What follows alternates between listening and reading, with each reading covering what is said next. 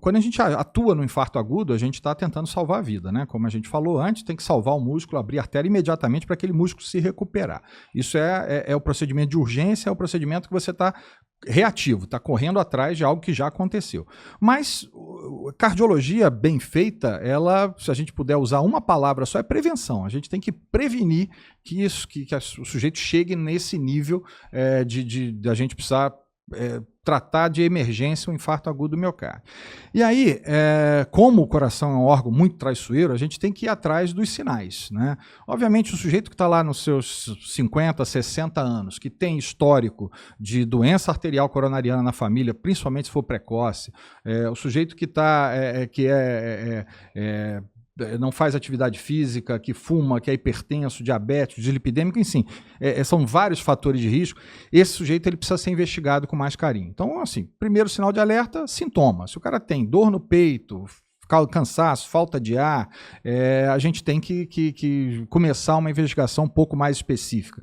E aí é fundamental ter um clínico, ter um cardiologista que suspeite disso e peça um eletrocardiograma de repouso, eventualmente um teste de esforço, principalmente se o sujeito vai começar a fazer uma programação de atividade física, isso é fundamental, né? E alguns outros testes mais específicos para ver se indiretamente você tem sinais de que ele tem obstrução coronariana.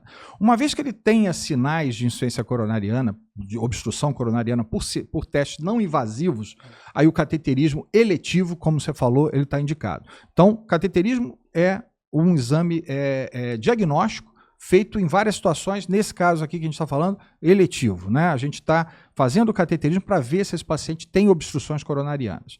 Uma vez que eu faço o cateterismo e veja que tem obstrução coronariana, é feita uma análise técnica, a gente vê como é que é a anatomia com a situação clínica do paciente, a gente pode indicar a angioplastia. A angioplastia é uma desobstrução, né? A gente passa um aramezinho fininho por dentro da coronária, um balão é insuflado para abrir uma obstrução que está lá em 80%, 90%, a gente conseguir abrir espaço para que o sangue volte a circular.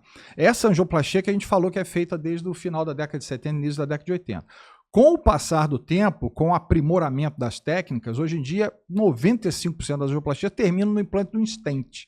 Então o implante de stent é, na verdade, a meta comum, o objetivo comum final de uma angioplastia. O stent é uma pecinha metálica, né, do tamanho ali de uma mola de caneta, aquelas canetas antigas, e que ele vem fechado num balão e eu cruzo a obstrução da artéria coronária e implanto esse stent sob pressão. Então ele se molda na artéria e o objetivo básico do stent é permitir que o fluxo sanguíneo se dê de forma livre. Então, desobstruir, basicamente. Desobstruir e manter desobstruído. Manter desobstruído. Porque, assim, obviamente, isso não é o tratamento da doença aterosclerótica, né, que leva ao infarto. Isso é um tratamento de uma consequência da doença aterosclerótica. Obviamente que uma vez que o paciente faça o cateterismo, faça a angioplastia, mesmo de forma eletiva, ele tem que entrar num programa para a gente prevenir, e aí já seria prevenção secundária, né, de alguém que já teve um evento cardiovascular, prevenir que isso volte a ocorrer, ou em outros pontos, ou mesmo no próprio ponto do stent. Se o sujeito coloca um stent e para de tomar medicações, para de seguir as recomendações médicas, ele está fadado a que aquele stent obstrua de novo e ele tenha um evento, eventualmente, que mais grave, mais sério do que aquele primeiro evento que levou ao implante do primeiro stent. Com relação, voltando um pouquinho para o infarto, quando você tem, por exemplo, quando a gente fala de fatores de risco, que você comentou aí, você tem alguns fatores de risco que eles não podem ser modificados. E tem fatores de risco que são modificáveis, né? Por exemplo, a idade é um fator de risco que cada vez aumenta mais, eu não posso modificar. Você pode falar rapidamente quais são os fatores de risco modificáveis e não modificáveis em nível de literatura médica hoje?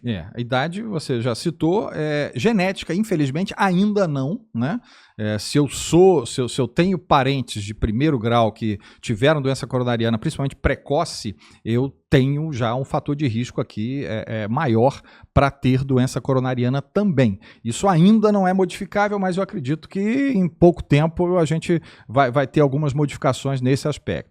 Agora, todos os outros são, né? Todos os outros são. Hoje em dia você trata diabetes de uma forma absolutamente eficaz, menos invasiva e com medicações, que isso é muito interessante, medicações que surgem para tratar diabetes e que a gente agora está vendo que, na verdade, eles têm um benefício enorme para o coração. Então, no protocolo, inclusive, de prevenção. Eventualmente, até no paciente que nem é diabético. Nem é diabético. Então, assim, isso é interessante como a ciência funciona, né? Você, às vezes, desenvolve uma medicação, uma substância para tratar a doença A e você consegue um efeito melhor ainda na doença B, lógico, temos que investigar de forma adequada, mas o diabetes é um caso clássico disso.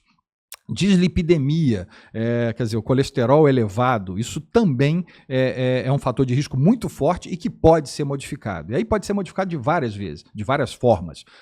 De forma medicamentosa e principalmente de forma não medicamentosa, mudança de hábito de vida. Cigarro, eu costumo dizer que a única substância que não existe dose segura é o cigarro. Quer dizer, eu falo isso para os pacientes.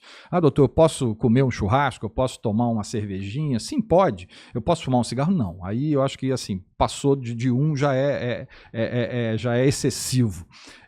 Atividade física, né? Atividade física é interessante porque é algo muito falado e pouco prescrito, né? Isso acho que até o Daniel teve aqui no canal recentemente, falou sobre isso. Atividade física, ela vai permear todos os outros fatores de risco. Você se mantendo ativo fisicamente, você controla muito melhor a tua hipertensão, não falamos dela ainda, mas é um fator de risco óbvio, controla melhor seu colesterol, controla melhor seu diabetes, controla os riscos cardiovasculares. É um preditor, digamos assim, um fator preponderante e independente de melhora de fator de risco cardiovascular. Então, assim, resumindo, praticamente todos são modificáveis. Você consegue intervir de forma mudança de estilo de vida e medicação em praticamente todos os fatores de risco. Talvez não só no envelhecimento, mas você consegue envelhecer com mais qualidade, e consegue tirar fatores de risco. E na genética, que ainda não temos aí uma intervenção eficaz.